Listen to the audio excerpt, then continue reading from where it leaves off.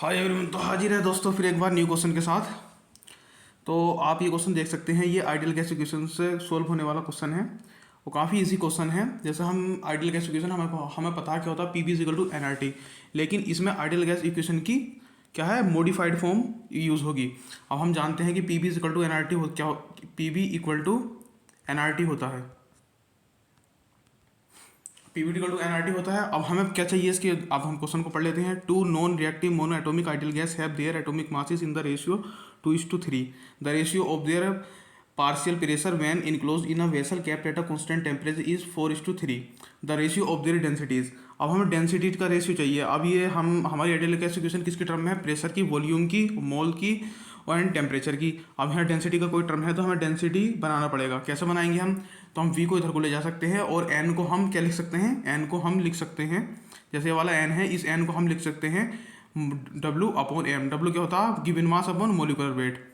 हम ऐसे डायरेक्ट कर सकते हैं।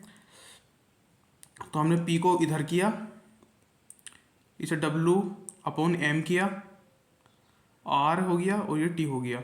अब हम जानते हैं कि डेंसिटी क्या होता है, डेंसिटी क्या होता है, डेंसिटी हमारे पास होता है मास अपॉन वॉल्यूम। तो ये वाली टर्म जो है, कौन सी टर्म, ये वाली term W upon V, mass upon volume क्या हो जाएगा, डेंसिटी हो जाएगा ये।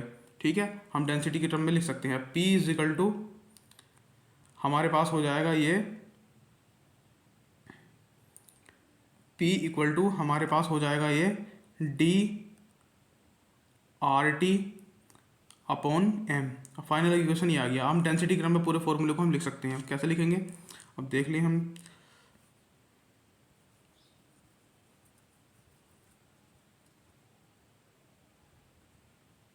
ये लिख लिया था हमने।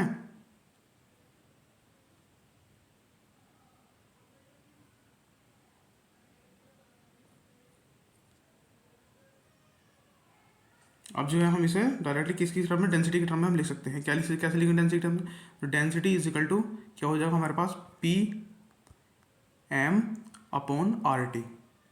अब इस फॉर्मूले को हम जो है हमें रिमेंबर करना है डायरेक्टली, हम जो हमारा टाइम वेस्ट ना हो इक्वेशन सोल्व करने में। तो इस फॉर्मूले को हम डायरेक्टली रिमेंबर कर सकते हैं। अब देख लीजिए किस किस का रेशियो दिया हुआ है और किस किस का पूछा। डेंसिटी का रेशियो हमसे पूछा है और गिवन किसकी चीज़ का, मास का रेशियो गिवन है और हमारे पास टेम्परेचर का रेशियो गिवन है। तो हम डायरेक्टली हम लिख सकते हैं कि डेंसिटी जो है डायरेक्टली प्रोपोर्शनल है किसके, हमारे पास मास के अपॉन टेम्परेचर के। ठीक है, हम इसके टर्म में लिख सकते हैं पूरे क्वेश्चन को। अभी हम हटा देते हैं, हटा दिया। अब हम जो है इसे सॉल्व कर लेंगे।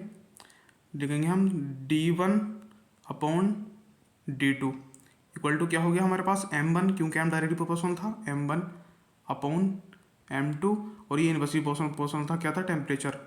तो t2 अपॉन t1। ठीक है, हम रेशियो हमें पता कितना है, m1 अपॉन m2 का रेशियो कितना, 2/3 है।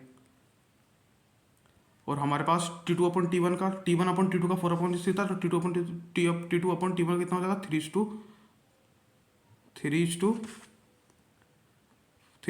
हो जाएगा। तो 3 से 3 चला जाएगा, 2 से चला जाएगा, तो 1/2 आंसर आ जाएगा हमारे पास। तो हमारा ऑप्शन नंबर 2 जो है करेक्ट आंसर होगा। Thank you guys.